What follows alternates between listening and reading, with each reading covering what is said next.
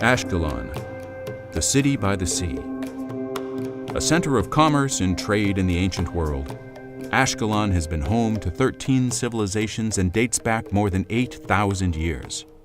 Since 1985, the Leon Levy Foundation has worked with Lawrence Steger of Harvard University to uncover the mysteries of this ancient city. For 7 weeks during the summer, students and volunteers from all over the world are offered the opportunity to take part in a hands-on archaeological field school, where they participate in excavating one of the many occupational layers of the site. Ashkelon is a tell, which is an ancient mound. This is a site that's been built up over generations, millennia really. Imagine it like the layers of an onion, where the earliest settlement is the center of the onion, and every generation they add a little bit more to the onion, and so you've cut that onion in half and set it on a table, and there's your mound. That's an ancient tell. Currently, Ashkelon is excavating the sites at Grid 38, and they've been excavating there since 1985. This is just the bits and pieces around the edge. Currently, what they're trying to do is expand into the Iron Age periods. Grid 51 is right now excavating Persian period houses. It's a large courtyard house. Because the site is a mound and there's different topography, you can reach the deeper settlements on the edges. But in the middle, you have to go through all that later settlement. So we're really trying to explore all the periods of settlement on the site, to really illustrate the history throughout the periods. With the many different layers of occupation, ranging in time from the Crusades to the Philistines, volunteers often come from varied backgrounds and majors, from archaeology to biology, classics to creative writing. I think archaeology as a whole is something worth learning about, even if it's not something that you're going to pursue, because it gives you a totally different sense of history. I really enjoyed the kind of being able to situate whatever knowledge we had in the field and whatever knowledge I had from my previous study with some other context. So like, what other people have found in the areas of archaeology and things like that. I know that what they want is in addition to just sort of bringing the cultural context to life, what they want is some kind of human connection. And I think that's hard, for students to sympathize with a Homer or with a Euripides or some ancient classical figure or a biblical writer. To get a sense for who they are is hard. And so what they like when they first engage archaeology is something that makes them feel like they're kind of touching that world. And that's very powerful. With no archaeological experience necessary, many students and volunteers arrive with the same question in mind. What are you looking for? Well, I think the answer to the question of what you're looking for is always as full a picture as you can develop. What am I looking for? We're looking for whatever is there. There are great things. You can find wonderful things, and sometimes it's really very satisfying to come across a very nice find, somebody's brooch or a coin or something that's got a little bit of panache that you feel an attachment to somebody's life, and that can be quite rewarding. The pieces that interest me that we find are those that are unusual. You always kind of hope for something unique, but that's also a bit of a curse, because if you find something unique, you have nothing to compare it with. Some of those interesting elements that remind you that this isn't just a dead site, that there were people who lived here. Those are nice. Where you have an earring lost in the street. A lot of people have lost an earring. Where did it go? Well, it's in the muck of the street, and we find that. So it just reminds me that someone walked here, someone lived here. I felt like I was really touching people's lives in a way that I wasn't able to in any other academic sense. With so much to uncover, the average day for a volunteer at the field school starts before sunrise, requiring hard work, long hours, and lots of documentation. We rise early, of course, and try to work as early in the day as possible. I'd wake up at like 4:15-ish, something like that. You would eat a little something, everyone would pile on the bus, head to the dig site. By 5:30 a.m. or so, you're working hard. Around 9, you'd have a break to eat some fruit. And then you'd come back digging at like 9:30, dig till 11. Lunchtime, everyone would congregate again, sort of share what they had done during the day. And people, are always grateful for that break.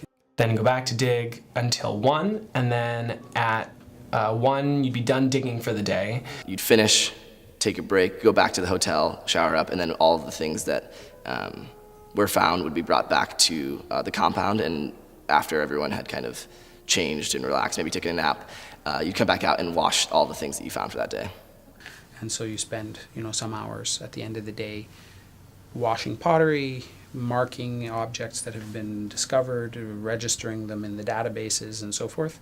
Or you would do processing on whatever other things were found, bones.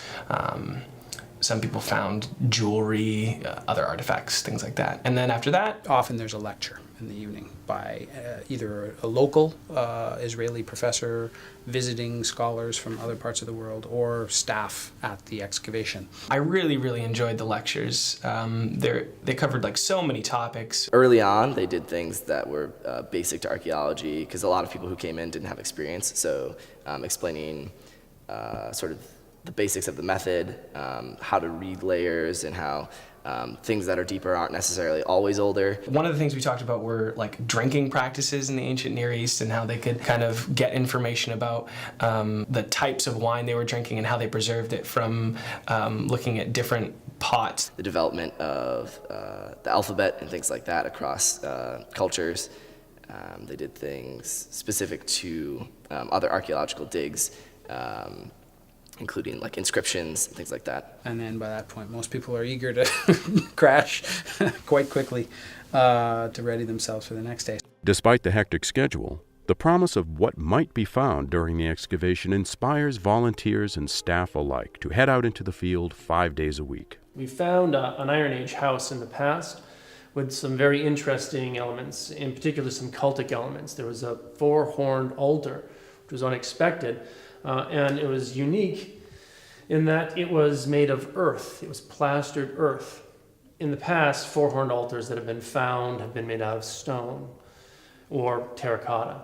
And so the fact that we had one made out of earth and in a Philistine structure in this Iron Age time period was particularly unusual. This woman, Catherine, in area 51, actually found a jade scarab that was really, really interesting. We saw that there was a finds display about halfway through the season, and they showed it, and that was really awesome. It's from the late Iron Age and early Persian period, and it was really cool.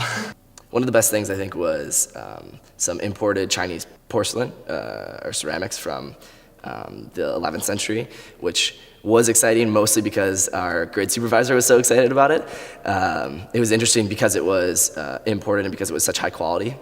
And it was only a tiny little fragment, but it was amazing that our dig supervisor could look at it and just a tiny little piece of pottery and tell you exactly what it was made of, where it came from, and the shape of the entire vessel. I was actually there on the 2 years bracketing the year in which they found the so-called silver calf. It was really quite a stupendous find. It was a small bronze calf gilded with silver from the end of the Bronze Age.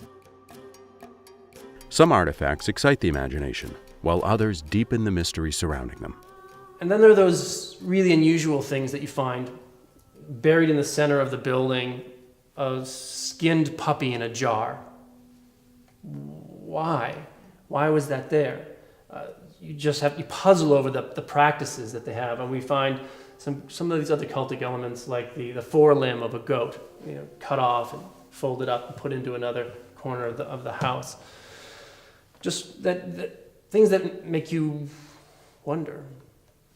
Though little is understood about the practice and the beliefs surrounding it, dog burial was widespread in the ancient Mediterranean and shows up time and time again in Ashkelon. This is from the Persian period dog cemetery at Ashkelon, where they found literally hundreds of dogs. It's the largest animal cemetery that we know from the ancient world. This is actually the side that would have been buried. So you can see this is the plaster casing. So they pedestaled the animal. They came down on, this is the underside. They plastered over it, cut out, carved underneath it, and then flipped it over so they could excavate it. It's unclear what the actual function of these animals were for the city at the time. One view is that it may have been some cultic association with this. They may have been sacred dogs and healing dogs lick wounds and things like that, or whether these were actually just pests roaming through the city, scavengers, and they came through and they cleaned out the city and they buried them. These would have been in sort of all the open areas of the city in the Persian period at that time. I mean, there was one specific clustering that we called the dog cemetery, but they actually found them in streets in every place that we excavate Persian period occupation. We find some form of dog burial. So it may not have been some sort of sacred precinct, but maybe it was just sort of a disposal site. But certainly it was all dogs of all different ages, from puppies through old dogs with wounds on them, healed wounds and breaks and things like that. So these weren't necessarily pampered pooches. They had all the normal death patterns that you'd expect. From spectacular finds to small, misplaced items of daily life, students and volunteers often find themselves sharing a new connection with the people of the past. Walking the same streets as Alexander the Great, King Herod, and Saladin, history is no longer simply words on a page to be interpreted, but to be experienced. The destruction of Ashkelon in 604, I always show photographs of that to students, and to realize that the Babylonian king Nebuchadnezzar ruined that city and burned it to the ground, and we have a corpse, in a destroyed building with a jar smashed on top of her cranium. There's a degree of humanity in that kind of experience of archaeology that I think is part of what really just snaps it on for people. They want to know how people felt, and that sympathy is hard to develop without an experience of archaeology. But if you see some layer where there's nothing but destroyed objects and a house that's fallen to ruin and a corpse buried beneath it, there's an immediacy there to the connection to other humans that I think is very, very powerful. And that captures students. I think that's why we get them in archaeology sometimes. I actually get excited all the time. I've been doing this a long time, and I still get excited every day to go out there and find something new. Volunteer now and join us on the Leon Levy expedition to Ashkelon. For more information, please visit digashkelon.com.